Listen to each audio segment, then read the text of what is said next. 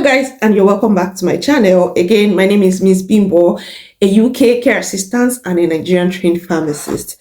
Okay, in this video, I bear good news and not so good news. So I don't know which one you want to hear first. But before then, a lot of people are of the opinion that the UK government is making such poor decisions, from exiting the EU, that's Brexit, to making their 5 points, 5 points plan on clamping down net migration. Some immigrants are of the opinion that the UK is making such a barbaric, decision by so doing. In my last video, I made mention of the 5 point plans that the UK government has, and they want to kickstart these plans as soon as possible. So let me just quickly start with the not so good news, the bad news.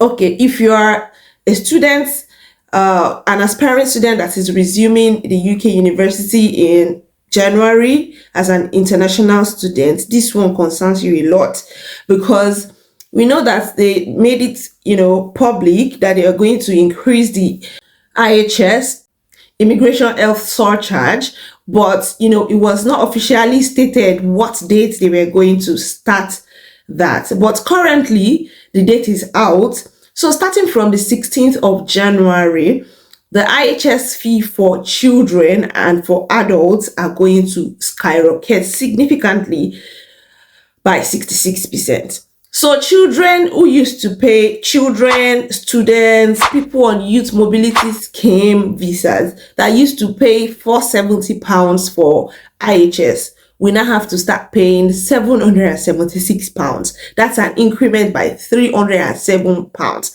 annually.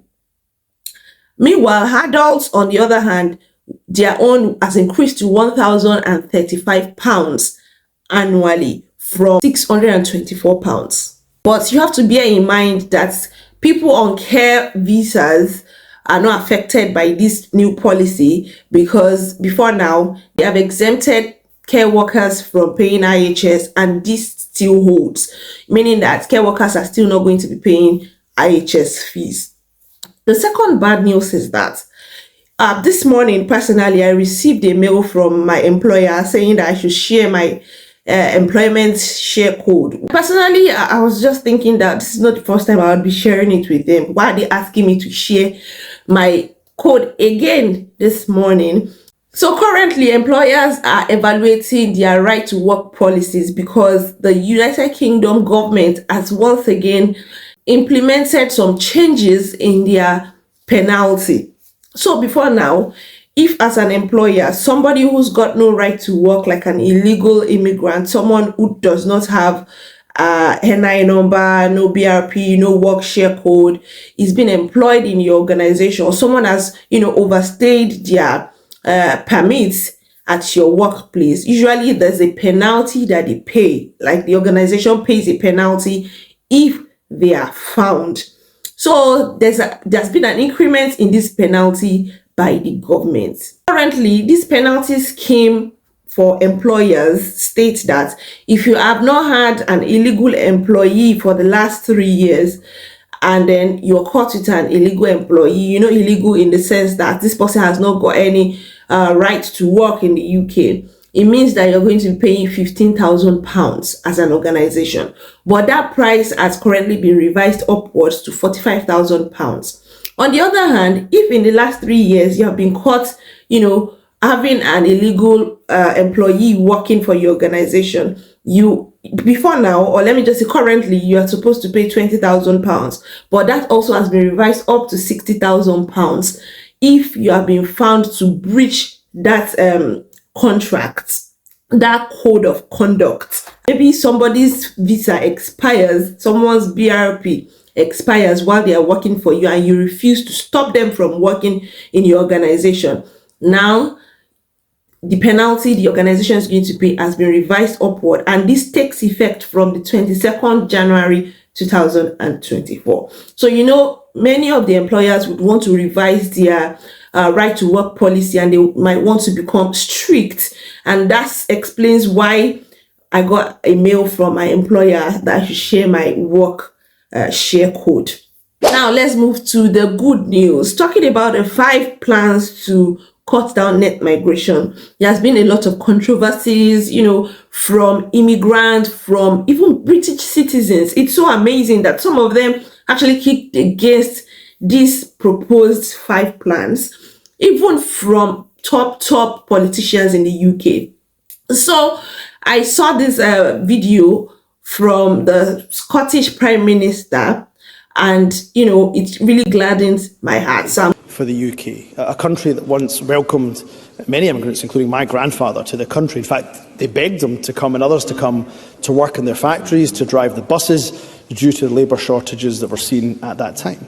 And what successive UK governments have done, Labour and Conservative, is that they have bit by bit dismantled our immigration and indeed our asylum processes. And on immigration, the latest announcements mean that we are asking, the UK government is asking migrants to come here to look after our own family members, but doing so by abandoning their own family members back home. On asylum, the UK government has virtually eliminated any practical legal route for those that are fleeing war and persecution. So the policies of the UK government in this respect, they're not only morally repugnant, but they're economically illiterate.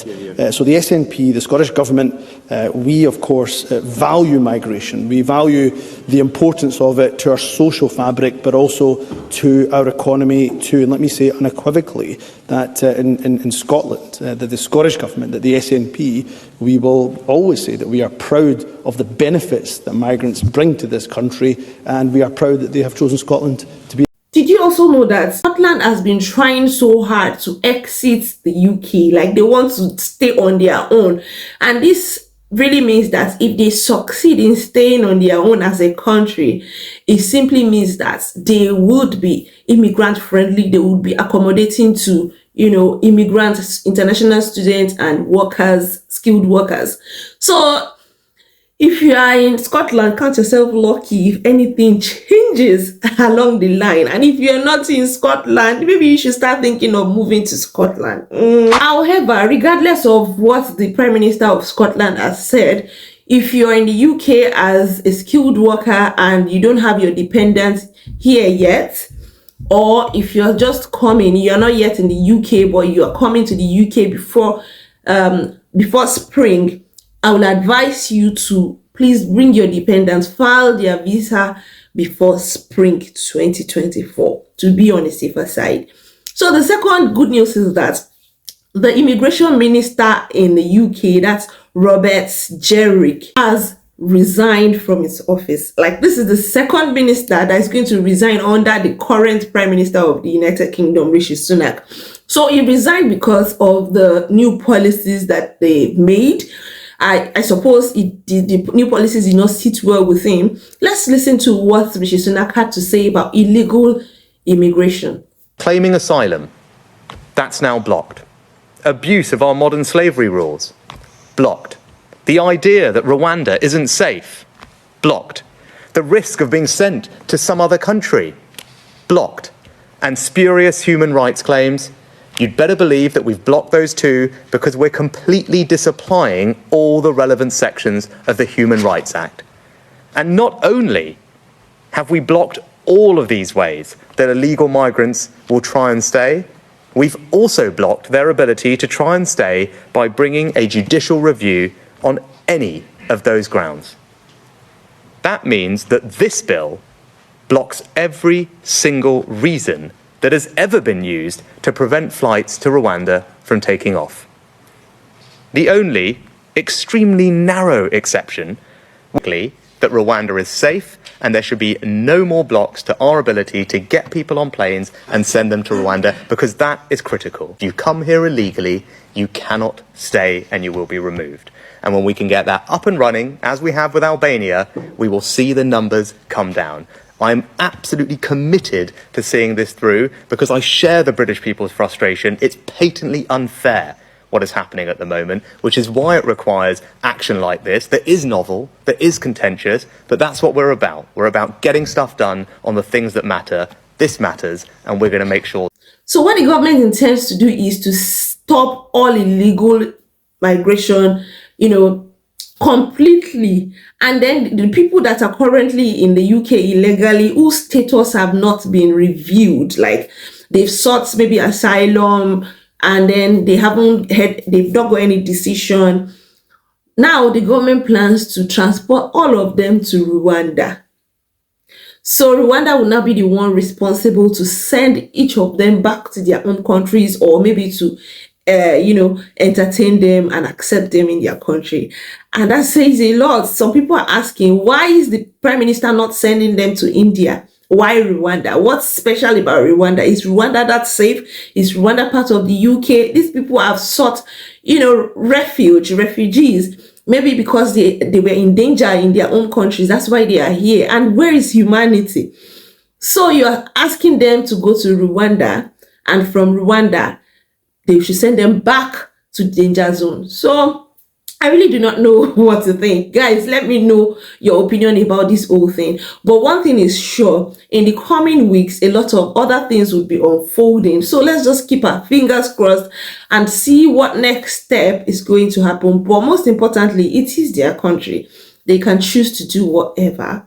I'm so glad that not everyone has agreed with these policies, meaning that they might still review it. They keep reviewing things. They disagree to agree, actually. So guys, if today is your first time coming across my channel, do like this video, share my video out, and don't hesitate to smash your subscribe button. And I hope to see you in my next one.